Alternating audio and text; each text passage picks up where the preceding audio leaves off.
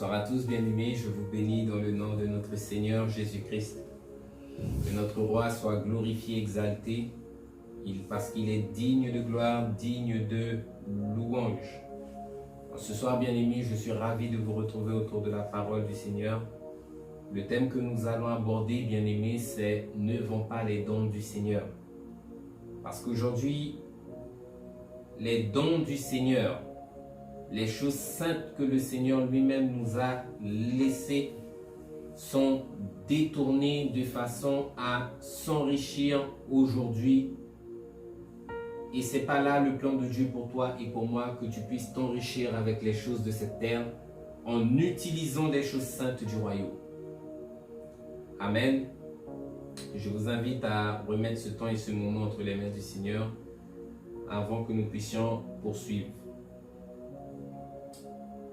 Éternel Dieu des armées, Dieu Tout-Puissant, nous te glorifions, Seigneur, pour ce temps, pour ce moment que tu nous accordes encore, Seigneur, de nous réunir autour d'un temps comme celui-ci, autour de ta parole, Seigneur. Nous t'invitons ce soir, Père éternel, dans le nom de Jésus, à venir prendre le contrôle de toutes choses, à venir nous assister, Seigneur mon Dieu, afin que nous puissions recevoir, mais également entendre et comprendre, Seigneur mon Dieu, ta parole. Aide-nous, nous te supplions, et que vraiment tu puisses nous aider à croître, ô Éternel, dans la connaissance de ta parole, parce que nous connaissons que tu reviens bientôt, et que tu reviendras, Seigneur mon Dieu, pour un peuple saint. Aussi, Seigneur, aide-nous chaque jour à nous séparer, Seigneur, de tout ce qui nous détourne de toi. Je viens remettre ton peuple, ô Éternel, que tu puisses le guider, que tu puisses toucher son cœur, que tu puisses le convaincre de péché, de jugement et de justice. Et que ta lumière, Seigneur mon Dieu, puisse luire sur chacun d'entre eux. Je m'en remets à toi, Père, et je remets toutes choses entre tes mains. Prends le contrôle de ce temps et de ce moment, et que la chair, Seigneur mon Dieu, qui ne sert de rien, soit abaissée au plus bas point, afin que par ton esprit, Seigneur, tu puisses en ce soir parler à ton cœur. C'est dans le nom de Jésus que je te prie et que je remets tout ce que je suis, Seigneur, entre tes mains. Amen.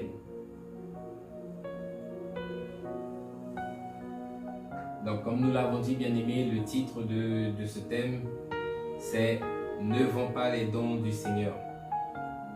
Aujourd'hui, bien-aimés, l'Église, qui est le temple du Saint-Esprit, n'est pas laissée orpheline. Le Seigneur, après être remonté vers le Père, nous dit dans sa parole « Et je prierai le Père qui vous enverra le Consolateur ». Le Consolateur qui est le Saint-Esprit, que beaucoup de personnes pensent qui a été répandu au temps des apôtres, et qui aujourd'hui, dans le siècle, dans le temps, dans l'ère que nous vivons, nous n'avons plus à parler du Saint-Esprit, tout simplement parce que cela date du temps des apôtres. La Bible nous dit que le Saint-Esprit est donné à tous, petits et grands. À partir du moment que tu rentres dans le plan, dans l'obéissance du Seigneur. Nous allons voir cela, bien-aimés, dans le livre des Actes des Apôtres, à partir du chapitre 2. Nous prendrons la lecture à partir du verset 38. Il est écrit, Pierre leur dit, « Repentez-vous, et que chacun de vous soit baptisé au nom du Seigneur Jésus pour le pardon de vos péchés. Et vous recevrez le don du Saint-Esprit. Car la promesse est pour vous, pour vos enfants et pour tous ceux qui sont au loin, en aussi grand nombre que le Seigneur les appellera. » Le Saint-Esprit bien-aimé traverse les siècles. Encore aujourd'hui, il agit. Encore aujourd'hui, il vit en nous. Parce que tous, nous sommes appelés de la part de Dieu à être les temple du Saint-Esprit. L'Église est le temple du Saint-Esprit, le tabernacle de Dieu dans lequel le Seigneur lui-même vient habiter. Et la Bible nous dit que le Saint-Esprit est pour tous ceux qui sont au loin en aussi grand nombre que le Seigneur les appellera. Le Saint-Esprit est accordé, bien-aimé, gratuitement. J'insiste sur le mot gratuitement. Le Saint-Esprit aujourd'hui, bien-aimé, ce n'est pas quelque chose qui s'achète. Mais tu le reçois gratuitement de la part de Dieu, de la même manière que tu reçois le salut, la grâce, gratuitement de la part de Dieu. Et nous voyons que lorsque le Saint-Esprit lui-même commence à être utilisé d'une façon qui n'est pas appropriée selon l'Évangile, il y a même danger pour les personnes à vouloir vendre le don du Saint-Esprit, à vouloir vendre la prière, à vouloir vendre le miracle, à vouloir vendre le Saint-Esprit lui-même. Bien-aimé, pour toutes les personnes qui font ces choses, il y a danger. J'invite le peuple dans le livre des Actes des Apôtres au chapitre 8.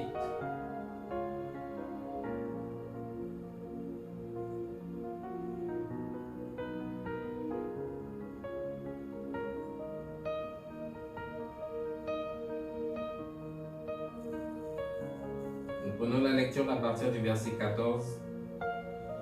Il est écrit: les apôtres qui étaient à Jérusalem, ayant appris que la Samarie avait reçu la parole de Dieu, y envoyèrent Pierre et Jean. Ceux-ci, arrivés chez les Samaritains, prièrent pour eux afin qu'ils reçoivent le Saint-Esprit. Car ils n'étaient pas encore descendus sur aucun d'eux, ils avaient seulement été baptisés au nom du Seigneur Jésus. Alors Pierre et Jean leur imposèrent les mains et ils reçurent l'Esprit Saint.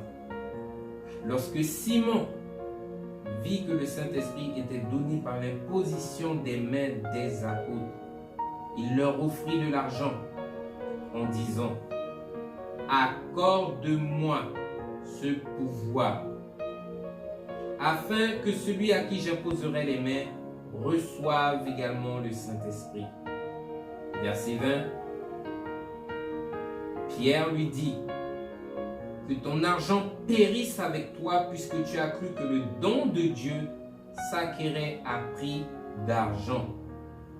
Il n'y a pour toi ni lot, ni part dans cette affaire, car ton cœur n'est pas droit devant Dieu.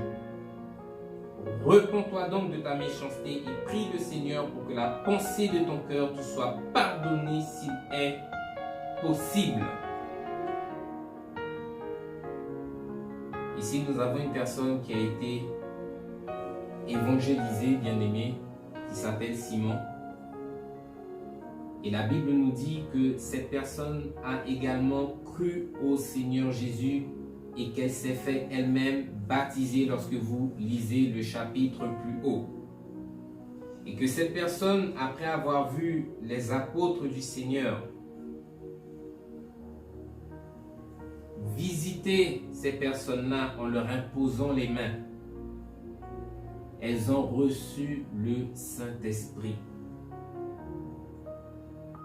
Et cette personne a cru s'acquérir. Elle a pensé pouvoir avoir, s'octroyer le droit d'avoir l'Esprit Saint à prix d'argent. La Bible nous dit que les apôtres eux-mêmes ont réprimandé cette personne en lui disant: que ton argent périsse avec toi. Il n'y a pour toi ni part, ni lot pour toi dans cette affaire. Repens-toi donc, afin que le Seigneur, s'il est possible, te pardonne. Bien-aimés, il y a danger lorsque nous nous exposons à jouer avec les choses saintes du Seigneur. À plus forte raison avec la personne du Saint-Esprit. Parce qu'aujourd'hui, nous voyons que les hommes, dans ce que l'on appelle les églises apostasiques, où le détournement, où la corruption subsiste, vendent à prix d'argent l'œuvre de la croix, vendent à prix d'argent le sang qui a coulé, vendent à prix d'argent la personne du Saint-Esprit. La Bible nous dit que le salut nous a été donné gratuitement. Il a été payé gratuitement à la croix pour toi et pour moi. En sorte que si tu viens à l'église et que tu donnes ta vie au Seigneur, tu n'as pas besoin de payer un homme pour pouvoir recevoir Christ dans ta vie.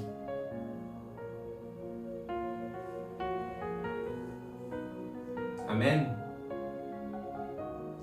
Aujourd'hui, il faut comprendre que malheureusement, beaucoup de chrétiens sont en train de tomber parce qu'ils ont perdu la direction du Saint-Esprit. Ils ont perdu la direction que le Seigneur Jésus lui-même nous a laissée au travers de sa parole. Tout simplement pourquoi? Parce que le Seigneur nous a établis sur son peuple afin que nous puissions prendre soin de ses brebis et non pas prendre soin, pardonnez-moi, d'un compte en banque. La Bible nous dit que le Seigneur lui-même est venu et qu'il a dit à plusieurs reprises à Pierre, « Pierre, m'aimes-tu? Pierre, m'aimes-tu » Jusqu'à ce que Pierre dise au Seigneur, « Seigneur, tu le sais, oui, je t'aime. » Le Seigneur Jésus a repris et lui a répondu, « Alors si tu m'aimes, prends soin de mes brebis, paie mes brebis, nourris mes brebis. » Aujourd'hui, c'est là le but, la motivation du chrétien, la motivation du pasteur, la motivation de celui qui a été établi sur le peuple de Dieu, c'est d'enseigner le peuple avec le don du Saint-Esprit qui est donné gratuitement à l'Église. Parce que rappelez-vous bien, par nous-mêmes, nous ne pouvons rien. C'est le Seigneur qui accomplit toutes choses en chacun d'entre nous. Tout cela pourquoi? Afin que son nom seul soit glorifié. J'invite le peuple dans le livre de 1 Pierre.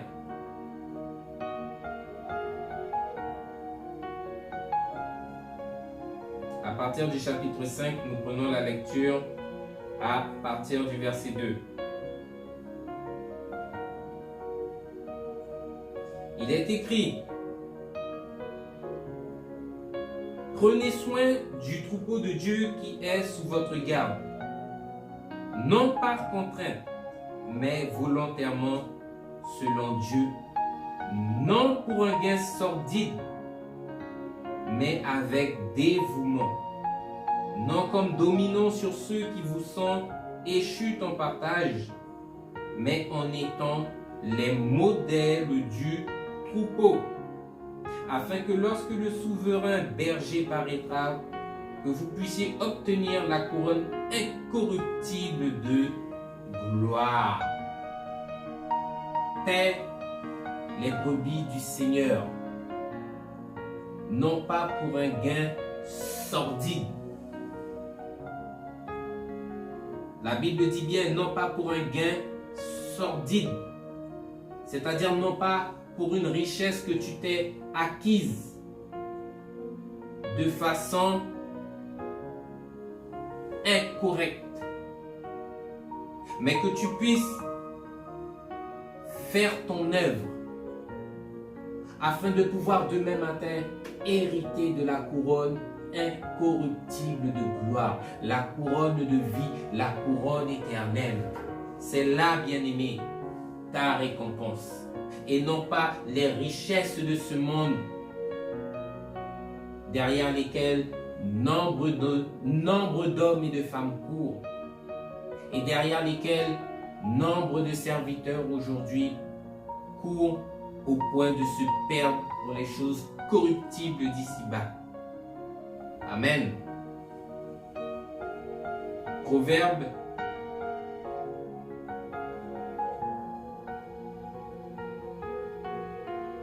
le livre de Proverbes, à partir du chapitre 24, nous prenons la lecture à partir du verset 11.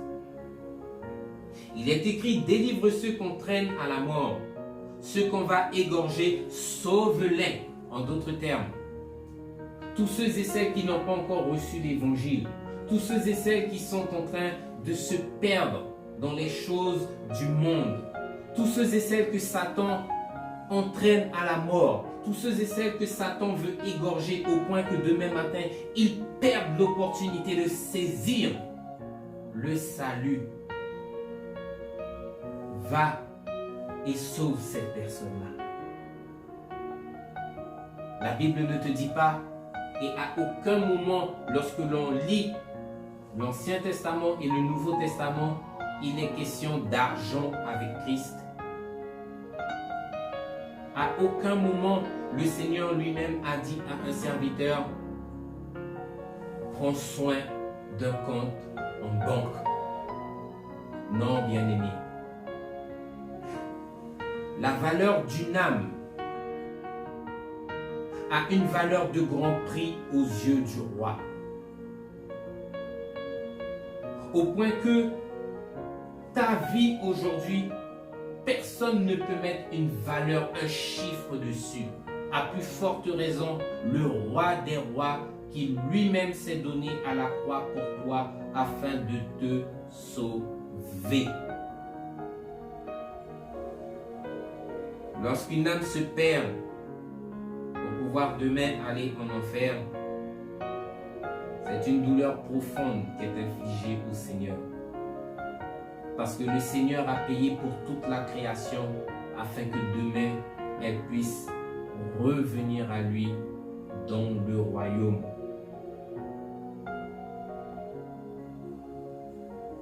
Paisser le troupeau de Dieu, non pour un gain sordide. Sauver ceux qui vont à la mort, ceux qui sont sur le point d'être égorgés, nous dit la Bible, sauvez-les. Voici, bien-aimés, au travers de ces deux passages que nous venons de lire, Proverbe 24, 11 et 1 Pierre chapitre 5 au verset 2.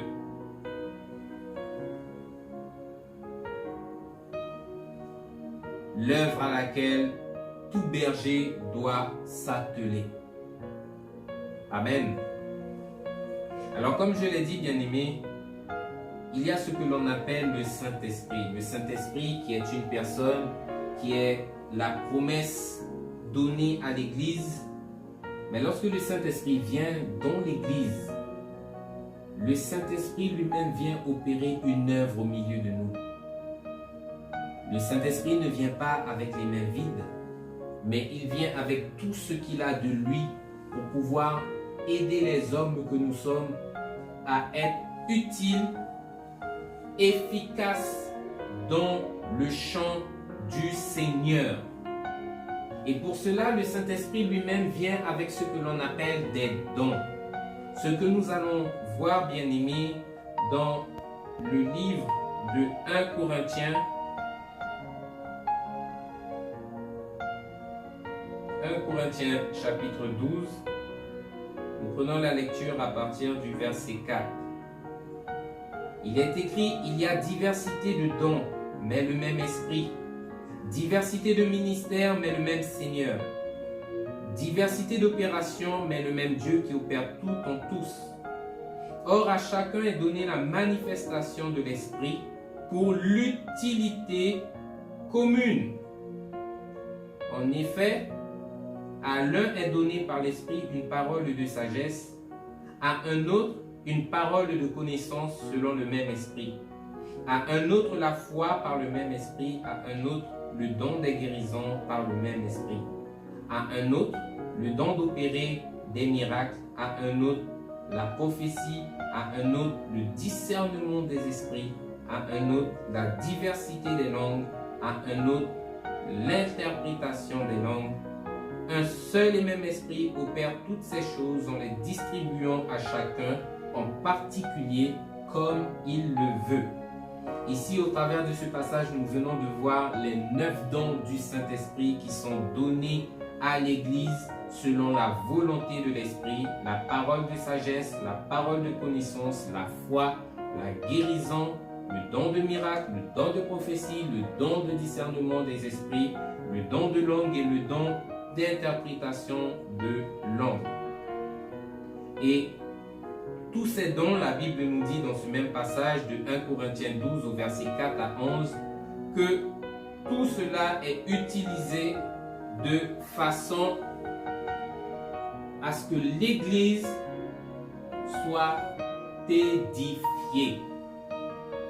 Les dons du Saint-Esprit sont utilisés de façon à faire croître l'Église dans la connaissance de la parole de Dieu, afin qu'elle puisse être enracinée dans la parole du Seigneur et non pas sur une autre fondation que celle du Seigneur. Les dons sont utilisés pour le corps de Christ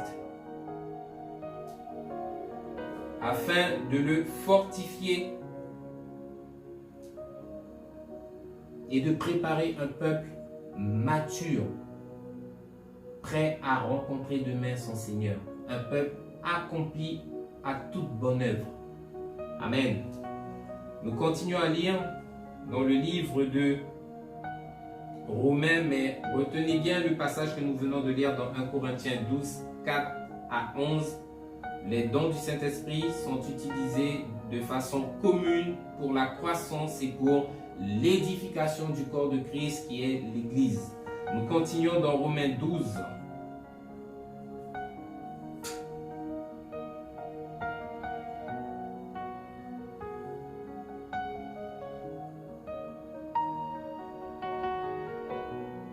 Romains 12. Il est écrit. Nous prenons la lecture à partir du verset 4. Car comme nous avons plusieurs membres dans un seul corps, et que tous les membres n'ont pas la même fonction, ainsi, nous qui sommes plusieurs, nous formons un seul corps en Christ, et nous sommes tous membres les uns des autres. Puisque nous avons des dons différents selon la grâce qui nous a été accordée. La Bible nous dit que celui qui a le don de prophétie l'exerce en proportion de la foi, que celui qui est appelé au ministère s'attache à son ministère, que celui qui enseigne s'attache à son enseignement, que celui qui exhorte à l'exhortation et que celui qui donne le fasse avec une libéralité, que celui qui préside le fasse avec zèle, que celui qui pratique la miséricorde le fasse avec joie. Toutes ces choses, bien-aimés, ce sont ceux que les dons du Saint-Esprit nous poussent à faire. Tout simplement pourquoi? Parce que les dons du Saint-Esprit sont utilisés de façon à ce que l'Église puisse elle-même, comme je l'ai dit tout à l'heure, avancer dans une seule et même direction vers le royaume. L'Église est censée être instruite, elle est censée grandir, elle est censée croître dans la sagesse de Dieu pour pouvoir demain rencontrer son Seigneur. Les dons du Saint-Esprit ne sont pas donnés pour une utilisation personnelle, mais pour une utilisation commune, la Bible nous dit. Car comme chacun d'entre nous, nous sommes un membre dans le corps de Christ, aussi chacun d'entre nous, nous avons une fonction différente. Tu as peut-être reçu le don de guérison, un autre a reçu la parole de prophétie, un autre a reçu le don de discernement, mais toutes ces choses sont utilisées de façon commune afin que l'Église puisse grandir et plaire au Seigneur. Les dons du Saint-Esprit sont utilisés également pour le perfectionnement des saints, le perfectionnement des justes, le perfectionnement des chrétiens qui veulent plaire à Dieu. Nous voyons cela, bien aimés, dans le livre d'Éphésiens. Je vous y invite. Éphésiens 4, nous prenons la lecture à partir du verset 11.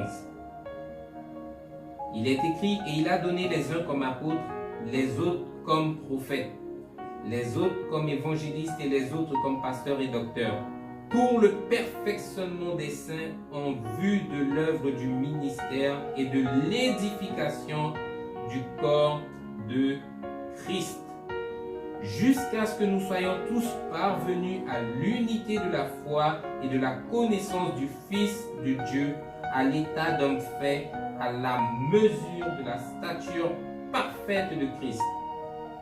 Ainsi, nous ne serons plus des enfants flottants et emportés à tout vent de doctrine par la tromperie des hommes, par leur ruse, par les moyens de séduction, mais en professant la vérité, dans l'amour, nous croîtrons à tout égard en celui qui est le chef, Christ. Amen. Les dons sont utilisés pour le perfectionnement, afin que chaque jour que tu puisses être conduit dans la perfection du Seigneur. Aujourd'hui, le Seigneur fait de toi, vase vil que tu étais avant, un vase d'honneur. Alors les personnes, lorsque nous leur parlons, nous disent, vous vous croyez plus saint que saint. Il est dit ici, pour le perfectionnement des saints. Alors oui, porter une étiquette de saint, c'est pas rien. Ça se travaille, bien aimé. Il y a des personnes au milieu de nous qui sont saintes. Marcher dans les voies du Seigneur, ce n'est pas une blague. Mais il faut vraiment le vivre pour pouvoir le comprendre.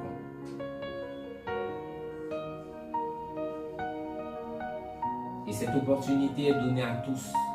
Non pas seulement à nous, mais elle vous est donnée également à vous aussi. De pouvoir un jour plaire au Seigneur. Et au travers du passage que nous venons de lire, nous pouvons aller un petit peu plus loin à partir du livre de 1 Pierre. Je vous y invite, 1 Pierre, au chapitre 4. Nous prenons la lecture au verset 10 qui nous dit « Comme de bons dispensateurs des diverses grâces de Dieu, que chacun de vous mette au service des autres le don qu'il a reçu. » En d'autres termes, le don que tu as reçu, bien-aimé, c'est un don qui demain matin pourra aider ton frère, ta soeur. C'est un don qui pourra aider dans le corps de Christ. C'est un don qui pourra aider à faire avancer, à faire prospérer l'œuvre du Seigneur. Dans tous les passages que nous venons de lire, il est écrit nulle part que le don du Saint-Esprit sera utilisé pour toi personnellement ou à des fins personnelles pour pouvoir s'enrichir. Ce n'est pas écrit dans la Bible, mais les dons du Saint-Esprit sont utilisés de façon à gagner les âmes, de façon à faire croître, à prospérer l'Église du Seigneur à la stature de la maturité de Christ. Alors pourquoi je vois les dons du Saint-Esprit et l'utilité surtout des dons du Saint-Esprit au milieu de l'Église? Parce qu'aujourd'hui l'Église a perdu la direction, bien-aimés. L'Église a perdu la direction du Seigneur au point de s'élever et de corrompre et de détourner les dons du Seigneur. La Bible nous dit, lorsque nous lisons la parole de Dieu, que le Christ lui-même, rempli du Saint-Esprit, ne se mettait pas au centre des actions qu'il menait. Tout simplement pourquoi? Parce que Le Christ lui-même était l'image incarnée de l'humilité. Lorsqu'il y avait un miracle qui se faisait, le Christ ne se mettait pas devant tout le monde en disant « j'ai fait, j'ai guéri ». Mais c'est en toute humilité que le Seigneur lui-même, après avoir fait un miracle, disait aux personnes « n'en parlez pas, rentrez chez vous dans la ville et ne dites rien à personne ». Mais les personnes n'arrivaient pas à garder cela pour eux au point de pouvoir divulguer la chose et à faire le Christ être connu. La Bible nous dit, lorsque nous lisons le livre de Jean, au chapitre 14, au verset 10, ici c'est Jésus-Christ qui parle en disant « Ne crois-tu pas que je suis dans le Père et que le Père est en moi ? Les paroles que je vous dis, je ne les dis pas de moi-même. Et le Père qui demeure en moi, c'est lui qui fait les œuvres. » En d'autres termes, si tu as le don de guérison, si tu as le don de prophétie, il ne faut pas oublier une chose, ce sont les dons du Saint-Esprit. Les dons ne t'appartiennent pas. Le propriétaire de ces choses, c'est Dieu lui-même. Le Seigneur te les accorde pour que tu puisses, tout au long de ta vie, tout au long du ministère qui t'a été donné, faire croître, faire avancer, faire prospérer l'œuvre du Seigneur. Je ne cesserai de dire cette parole parce que nous ne devons pas nous tromper de combat. Ton combat aujourd'hui, c'est de gagner les âmes, ce n'est pas de gagner de l'argent. Vous avez reçu gratuitement, nous dit le Seigneur. Donnez gratuitement. Matthieu 10,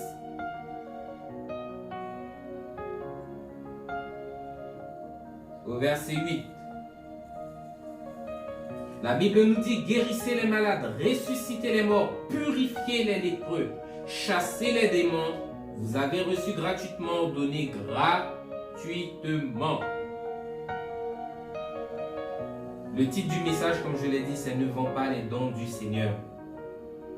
Aujourd'hui, malheureusement, les 9 dons que nous avons vus tout à l'heure sont aujourd'hui vendus, détournés à des fins personnelles pour pouvoir emmener le peuple dans l'illusion au point de venir s'acheter l'Esprit Saint, de venir s'acheter un miracle, de venir s'acheter une guérison.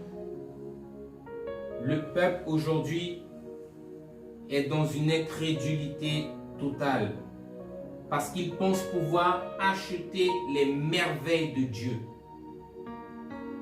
Bien-aimés, c'est une faute. Ne l'oubliez pas. Les choses saintes du royaume ne s'achètent pas, mais elles se donnent par la foi. Elles s'obtiennent par la foi. Et il est important de savoir que, au travers des dons qui nous sont donnés, nous ne devons pas tirer gloire des actions de Dieu. Parce que toi et moi, nous ne sommes que des instruments. Tu n'as pas la possibilité, tu n'as pas la capacité à toi-même de pouvoir guérir, de pouvoir relever une personne, de pouvoir ressusciter quelqu'un. Tu n'as pas cette autorité, tu n'as pas cette force, mais le Saint-Esprit qui vit en toi te donne, par la grâce de Dieu, de pouvoir accomplir ces choses. Aujourd'hui, l'homme s'est détourné du droit chemin au point de se mettre au centre des actions de Dieu, au point de s'octroyer le droit de pouvoir vendre le miracle, de pouvoir vendre la bénédiction, de pouvoir vendre de la prière. Alors que la Bible nous enseigne que l'Église appartient au Seigneur. Et tout ce qui est fait de façon à rendre gloire au Seigneur. Les miracles ne sont pas acquis à prix d'argent, mais les miracles sont acquis par la foi. Tout miracle que vous verrez dans la vie, dans la Bible, pardonnez-moi, c'est par la foi que ces miracles-là ont été opérés. Non pas par des euros, non pas par toutes sortes de monnaies, non pas par des dollars, par des shillings, mais par la foi.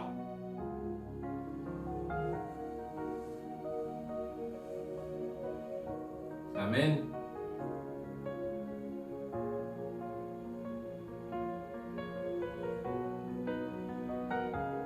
Il est important de ne pas vendre, de ne pas corrompre ce que nous avons reçu, parce que lorsque nous le recevons, il est dans une pureté, et lorsque nous le détournons, c'est alors que la souillure, la corruption arrive. Et lorsque la corruption arrive, il faut savoir que le Saint-Esprit n'est plus là.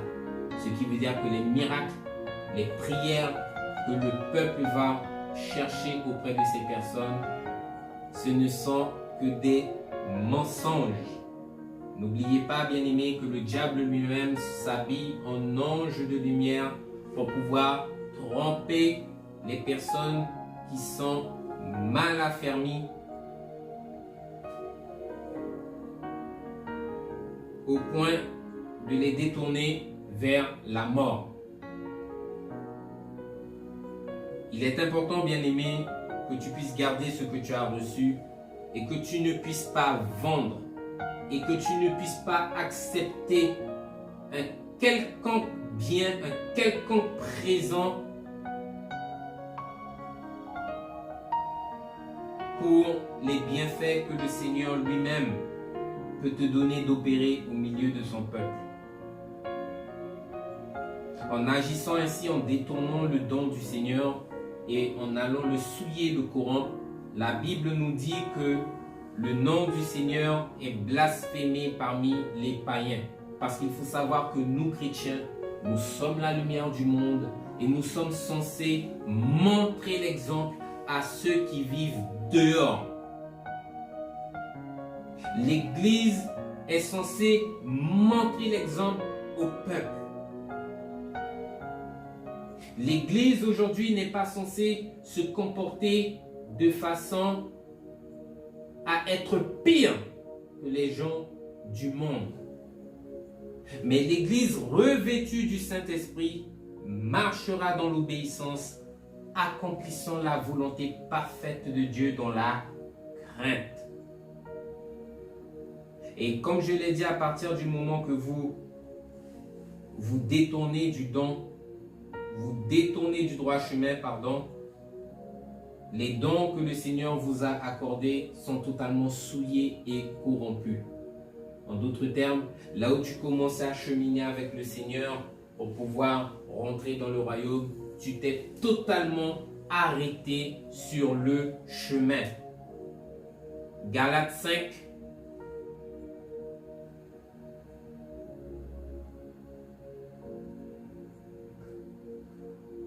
Galates chapitre 5, à partir du verset 7, il est écrit: vous couriez bien. Qui vous a arrêté pour vous empêcher d'obéir à la vérité? Cette influence ne vient pas de celui qui vous appelle. Le Seigneur ne t'a jamais envoyé corrompre le don. Le Seigneur ne t'a jamais envoyé vendre ces dons. Ces choses ne viennent pas du Seigneur. Cette influence-là dans laquelle tu te trouves ne vient pas du Seigneur. Et la Bible nous dit bien, verset 7, vous courriez bien. Qui vous a arrêté pour vous empêcher d'obéir à la vérité? À partir du moment que tu tombes dans la corruption, tu as arrêté d'obéir au Seigneur.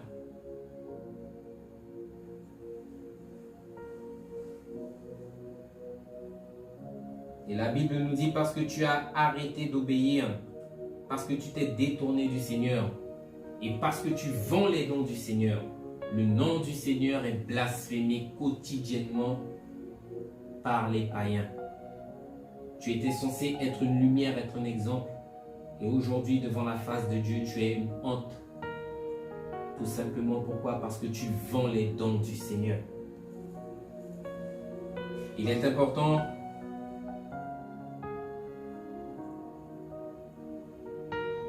que nous puissions en tout temps faire honneur au roi des rois par notre conduite. Parce que nous savons que le jugement arrivera et que le jugement commencera par la maison du Seigneur. Il est important que tu puisses chaque jour reconsidérer tes voies et voir si tu es trouvé sur le droit chemin. Lorsque nous lisons le livre des Actes des Apôtres, je vous y invite, bien-aimés, il y a quelque chose d'étonnant que nous voyons au travers du ministère de l'apôtre Paul. Actes des Apôtres au chapitre 20, nous prenons la lecture à partir du verset 33. Il est écrit, c'est Paul qui parle.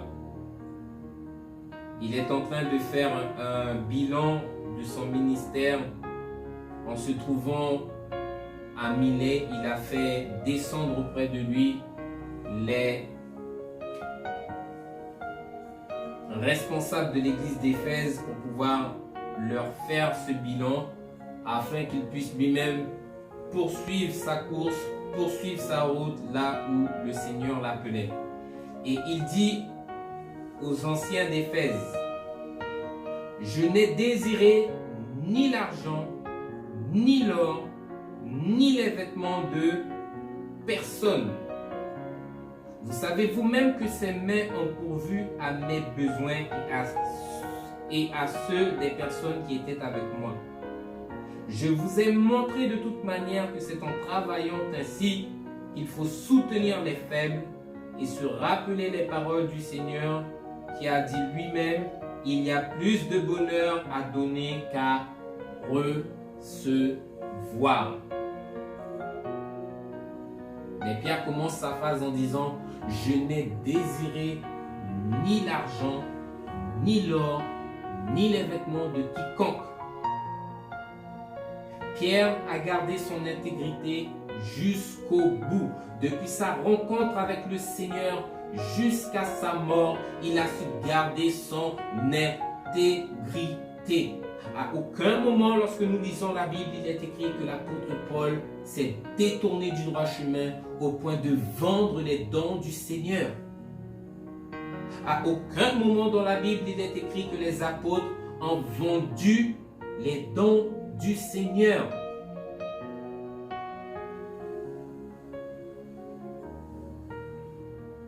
Alors pourquoi, bien-aimé, toi qui es un enfant de Dieu, tu ne dois pas accepter les prisons? Pourquoi? Parce que les prisons, lorsque tu les acceptes, la Bible nous enseigne que cela fait quelque chose dans ton cœur. J'invite le peuple dans le livre d'Ecclésiaste, Ecclésiaste au chapitre 7.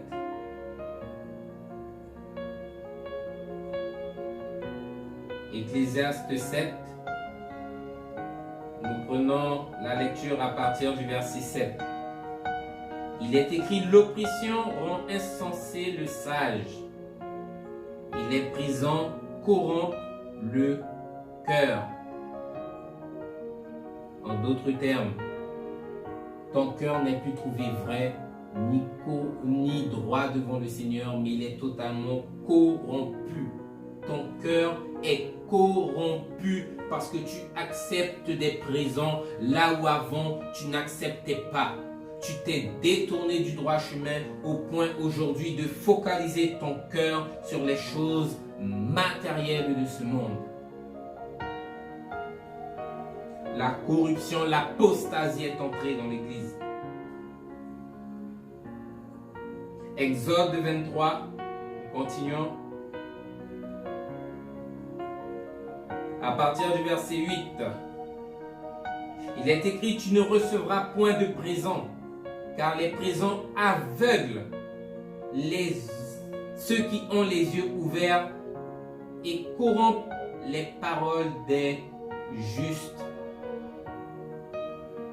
Alors, recevoir des présents lorsque tu pries, il faut qu'on puisse te payer parce que tu as été mener la prière pour un frère, pour une sœur qui était dans le besoin. Tu as été faire un miracle à gauche, à droite. Tu as vendu le don du Seigneur. La Bible te dit que les présents que tu reçois aveuglent les yeux des personnes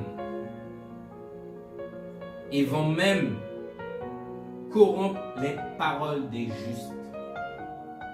La corruption du cœur, la corruption dans les paroles et l'aveuglement. Ces trois choses arrivent lorsque nous acceptons des présents.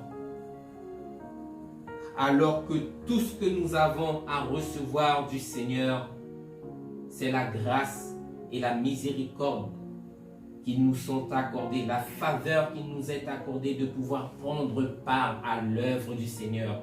Bien-aimé, c'est un privilège pour toi, c'est un privilège pour moi que de servir le Seigneur Jésus. C'est un privilège de pouvoir prendre part à l'œuvre du Seigneur, de pouvoir aider le Seigneur dans son œuvre.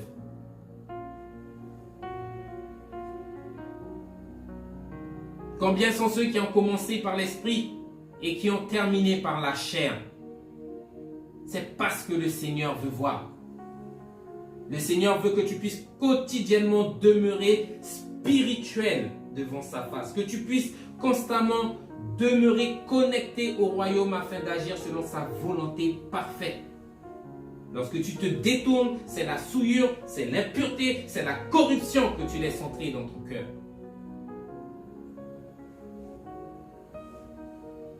Nous allons terminer sur 3 passages où nous voyons dans la Bible des serviteurs qui, par la grâce de Dieu, avaient toutes sortes de dons, toutes sortes de talents. Ils les ont fait fructifier, mais ne se sont pas laissés corrompre au point de vendre les dons du Seigneur. Nous allons voir la première personne au travers du prophète Élisée. J'invite le peuple dans le livre de 2 Rois.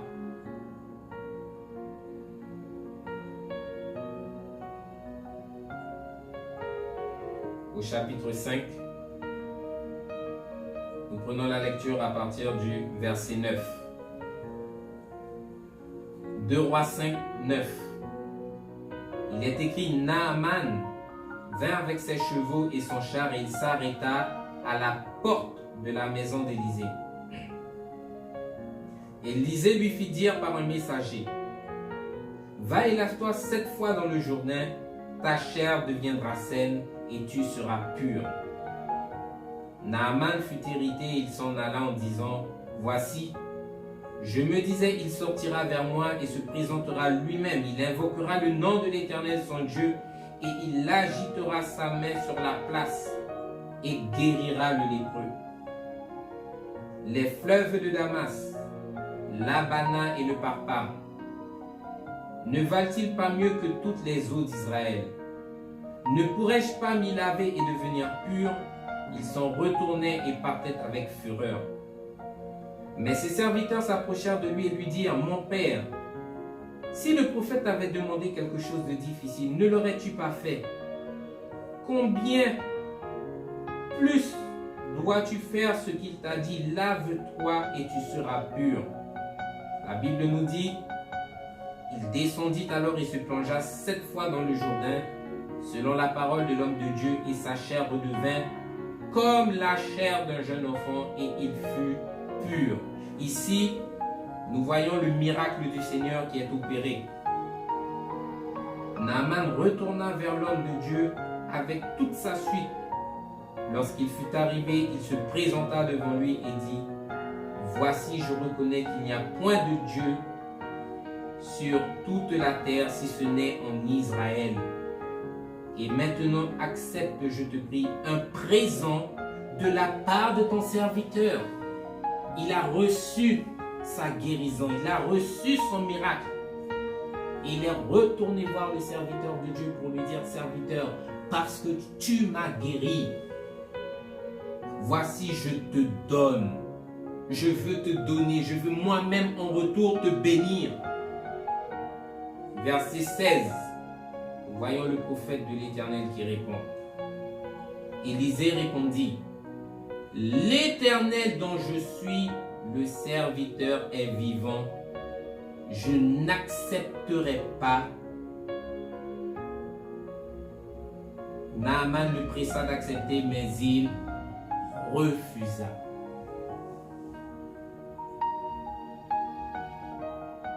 Élisée n'a pas accepté les prisons de Naaman. Tout simplement pourquoi? Parce que un serviteur de Dieu ne vit que par la foi. Un serviteur de Dieu dépend totalement de Dieu. Sa richesse, c'est le Seigneur.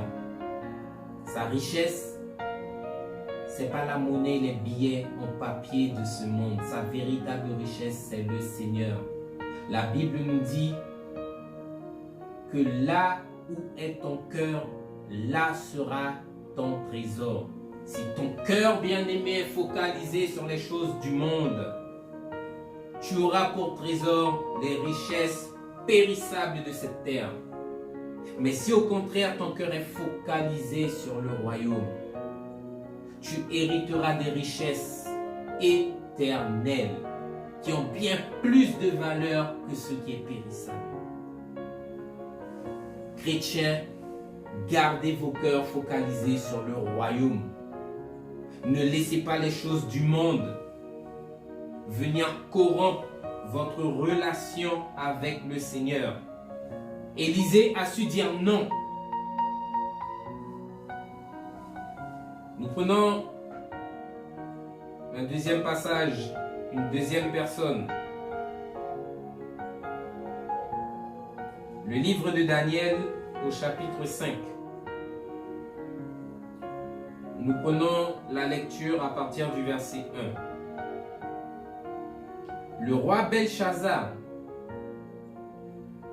donna un grand festin à ses grands au nombre de 1000 et il but du vin en leur présence. Belchazzar, quand il eut goûté au vin, fit apporter les vases d'argent et d'or que son père Nebuchadnezzar avait enlevés du temple de Jérusalem, afin que les rois et ses grands, ses femmes et ses concubines s'en servent pour boire. Alors on apporta les vases d'or qui avaient été enlevés du temple de la maison de Dieu à Jérusalem, et le roi et ses grands, ses femmes et ses concubines s'en servirent pour boire. Ils burent du vin et ils louèrent les dus d'or, d'argent et d'airain, de fer et de bois et de pierre. En ce moment, apparurent les doigts d'une main d'homme, et ils écrivirent en face du chandelier sur la chaux de la muraille du palais royal. Le roi vit cette extrémité de main qui écrivait. Il changea de couleur et ses pensées se troublèrent. Les jointures de ses reins se relâchèrent et ses genoux se heurtèrent l'un contre l'autre. Le roi cria avec force qu'on fasse venir les astrologues, les chaldéens, les devins, et le roi prit la parole et dit aux sages de Babylone: quiconque lira cette écriture et m'en donnera l'explication sera revêtu de pourpre, portera un collier d'or à son cou et aura la 3e place dans le gouvernement du royaume. Tous les sages du roi entrèrent, mais ils ne purent pas lire l'écriture et en donner l'explication. Jusqu'ici, nous voyons le roi, après ce qui est arrivé, fit appeler les sages, les devins, toutes les personnes pour pouvoir expliquer l'écriture que la main est venue écrire sur le mur pendant qu'il était en plein festin. Verset 10, la reine, à cause des paroles du roi et de ses grands, entra dans la salle du festin et prit ainsi la parole et dit au roi, vis éternellement. Que tes pensées ne se troublent pas et que ton visage ne change pas de couleur. Il y a dans ton royaume un homme qui a en lui l'esprit des dieux saints. Et du temps de ton père, on trouva chez lui des lumières, de l'intelligence et une sagesse semblable à la sagesse des dieux. Aussi le roi Nebuchadnezzar, ton père au roi, l'a établi chef des magiciens, des astrologues, des chaldéens et des devins, parce qu'on trouva chez lui Daniel, nommé par le roi Belshazzar, un esprit supérieur de la science et de l'intelligence, la faculté d'interpréter les songes, d'expliquer les énigmes et de résoudre les questions difficiles. Que Daniel soit donc appelé et il te donnera l'explication. Verset 13. Alors Daniel fut introduit devant le roi et le roi prit la parole et dit à Daniel, es-tu ce Daniel, l'un des captifs de Juda que le roi, mon père, a amené de Juda? J'ai appris sur ton compte que tu as en toi l'Esprit de Dieu et qu'on trouve chez toi des lumières, de l'intelligence et une sagesse extraordinaire. On vient d'amener devant moi les sages et les astrologues afin qu'ils lisent cette écriture et m'en donnent l'explication, mais ils n'ont pas pu me la donner. J'ai appris que tu peux donner l'explication et résoudre des questions difficiles.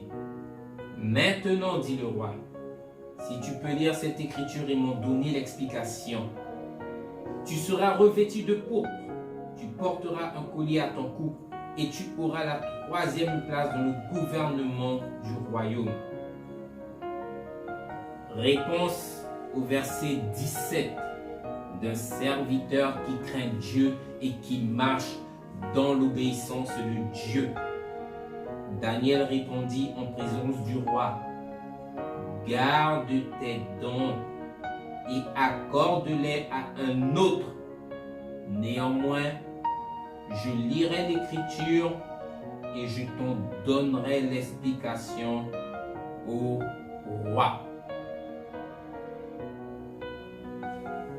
Daniel a utilisé les dons du Seigneur pour pouvoir interpréter pour un roi païen l'inscription qui venait d'être inscrite sur un mur et dont il ne comprenait pas le sens et dont personne, si ce n'est Daniel, pouvait recevoir par la grâce de Dieu l'explication de cette inscription. Mais là encore, nous voyons que malgré les présents, malgré la place qui lui serait donnée dans le gouvernement du royaume, Daniel lui-même dit au roi, donne tes présents à une autre personne, je n'en veux pas, mais je lirai quand même. Je ferai quand même ce que tu m'as demandé. Amen. J'invite le peuple dans le livre des Actes des Apôtres. Nous verrons la troisième personne. Nous avons vu le prophète Élisée et nous avons vu ici le prophète Daniel. Actes au chapitre 3.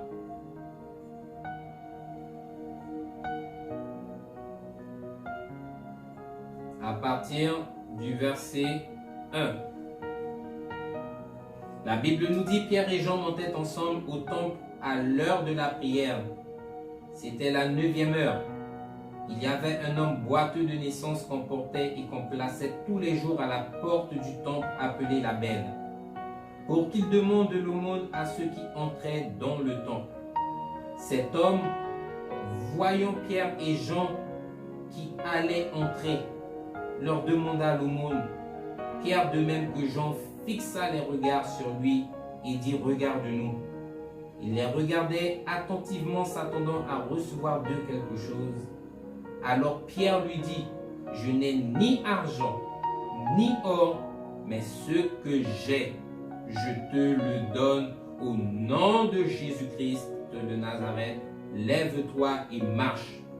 N'oubliez pas, bien-aimés, il y a plus de bonheur à donner qu'à recevoir. Et le prenant par la main droite, il le fit lever. Au même instant, ses pieds et ses chevilles devinrent fermes.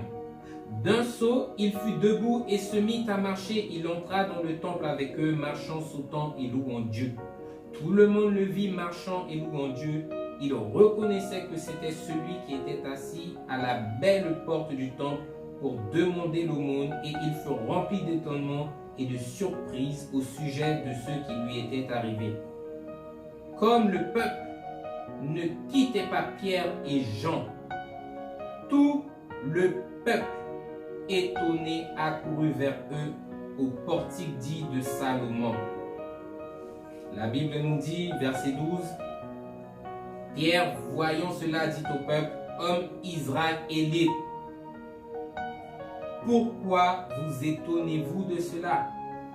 Pourquoi avez-vous les regards fixés sur nous, comme si c'était par notre propre puissance ou par notre propre piété que nous avons fait marcher cet homme?